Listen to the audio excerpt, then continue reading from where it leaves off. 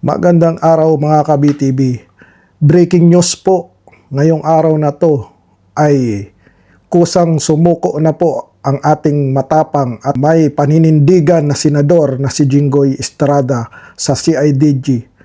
At bago po siya sumama sa CIDG ay nagkaroon po siya ng konting press conference at dito niya nga po pinatotohanan ang sinabi ni Senador Marcolita nung nakaraang vlog natin na oras-oras, minuminuto na may tumatawag sa kanya para lamang lumipat or umalis sa Brave 13 majority sa Senado para daw di umano hindi na ituloy ang kanyang kaso. Pakinggan po natin ang kanyang mga sasabihin bago po siya sumama sa CIDG.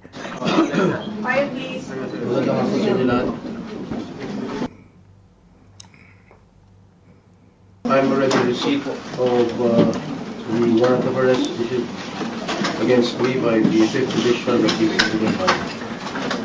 Nais ko lang pong bigyan din ang mga bagay nito.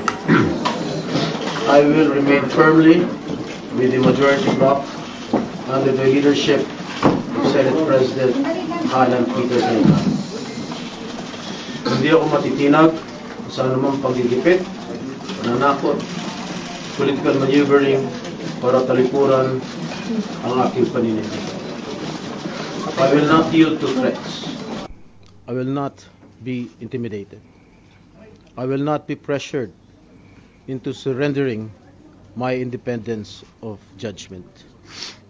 I am giving instructions to the Senate Secretary to put on hold my salary.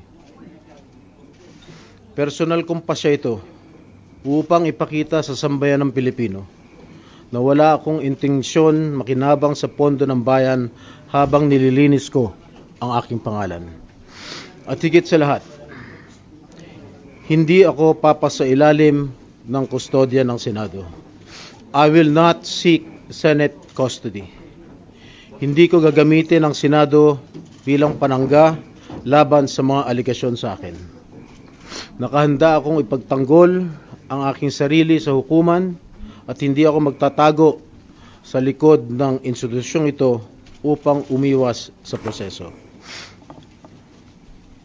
Ipagtatanggol ko hanggang sa huli ang aking sarili para patunayan na walang batayan ang mga paratang sa akin. Kalokohan ang lahat na ito. Mismo ang Senate Legislative Budget Research and Monitoring Office or yung LBRMO ang nagsabi sa ombudsman na wala silang anumang dokumento o record na nagpapakita na ako ay nagpasok ng anuman insertion sa 2025 national budget. Ang mahalagang impormasyon nito ay kinilala pa mismo ni dating Senate Blue Ribbon Chairman Senator Panfilo Lacson bilang isang makabuluhang ebidensya na sumasalungat sa mga aligasyong binabato laban sa akin. So how can the office of the ombudsman file a plunder case against me when I am not even alleged to be part of or the mastermind of the supposed scheme? Wala po akong kinalaman dyan. Tama. Ngayon ko lang po isa sa publiko ito. Maraming beses po ako inalok Ito na po mga na ka-BTV. talikuran ang independent majority bloc kapalit ang pagbabasura sa aking kaso. Ngunit hindi ko po ito tinanggap. Mas nanaig ang paninindigan ko na ako'y manatili sa hanay ng mga kasamahan ko sa independent majority bloc. I stand my ground. Ngayon kung tatanungin niyo kung sino sila, abangan ninyo ang susunod na kabanata.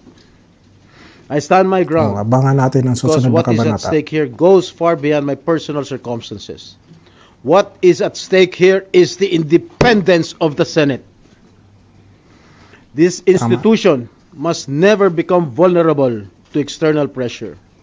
It must remain free from political coercion, free from undue influence, and free from any scheme designed to weaken its constitutional role as a co-equal and independent branch of government.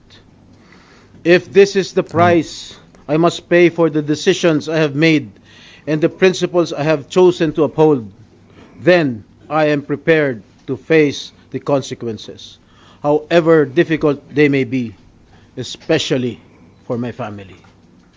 I will not be broken by accusations, nor will I yield to political pressure. I will meet these charges head on, defend my honor through due process, and place my faith in the truth. I will be proceeding now to the CIDG to voluntarily surrender myself. Maraming salamat po.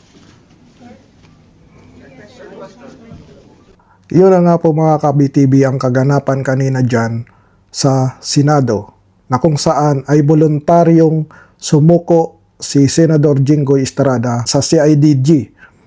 At yun nga po, sinabi niya nga po talaga at pinatunayan niya na totoo yung sinabi ni Senador Marcolita na minuminuto at oras-oras siyang tinatawagan na umalis sa Independent Brave 13 majority para lang daw di umano hindi na ituloy ang kanyang kaso. Ngunit nanindigan po si Senador Jinggoy Estrada at hindi po siya nagpadala sa mga suhol o binibigay sa kanya para lamang umalis sa Brave 13 majority. Yan po ang isang senador na may paninindigan at matapang. Kaya po, Senator Jinggoy Estrada, saludo po kami at ang sambayan ng Pilipino sa inyo. At sa mga kasamahan nyo po, be strong po, Brave 13 majority. Lagi pong nasa likod nyo ang sambayan ng Pilipino. At alabas din po ang katotohanan at hindi po mananalo ang kasamaan sa kabutihan. Ang ginagawa ng administrasyon na to, na kung hindi ka makisama sa kagustuhan nila o sumunod sa kagustuhan nila, ay ito na nga po ang ginagawa. Kinakasuhan at malinaw po sa sinabi ni Senator Jinggoy Estrada na wala nga pong nakitang dokumento kung sinasabi nilang plunder at mismong si dating Blue Ribbon Committee Ping Lacson ay hindi ito naniwalaan at inabsuelto si Senador Jinggoy sa kasong plunder na to. Dahil nga po walang ebidensya. Kaya daw po nagtataka si Senador Jinggoy Estrada kung paano siya kinasuhan ng ombudsman na si Boyeng Remulla. Ito lang po ang makikita natin dyan at ito lang po ang katotohanan dyan. Dahil na weaponize na nga po ang ombudsman, ayaw niya man daw pong may makulong pero wala daw siyang magagawa. So, ibig sabihin lang po talaga na politicalize na ang ombudsman sa panahon ng administrasyon ni BBM. Ito po ang ginagawa nila sa mga kaalyado ng Duterte. Iniisa-isa na po. Sino na po ang susunod? May 4 pa daw po, di umano, na susunod kay Senador Jinggoy Estrada. Sambayan ng Pilipino, masaya pa po ba kayo sa nangyayari sa ating bansa ngayon? Sa ginagawa ng administrasyon na to? Sa ating mga senador na naglilingkod ng tapat at lumalaban para sa sambayan ng Pilipino? Masaya pa po ba kayo sa nangyayaring kahirapan dyan sa Pilipinas na kagagawan ng iilang mga congressman, senador na di umano'y nakatanggap ng mali-malitang pera? Masaya po ba kayo na nakikita nyo ang inyong mga anak na umiiyak at humihingi ng pagkain? Kailan pa po tayo magigising, mga kababayan ko? Kailan pa po?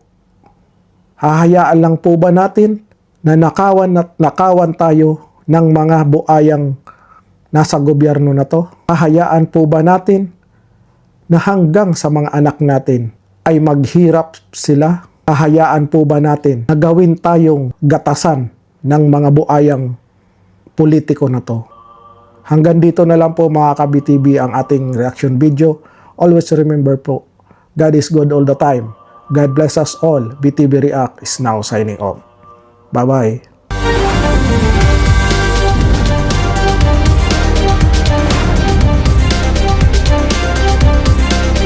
Please subscribe to BTV Reacts channel and click the notification bell. Thank you, BTV friends!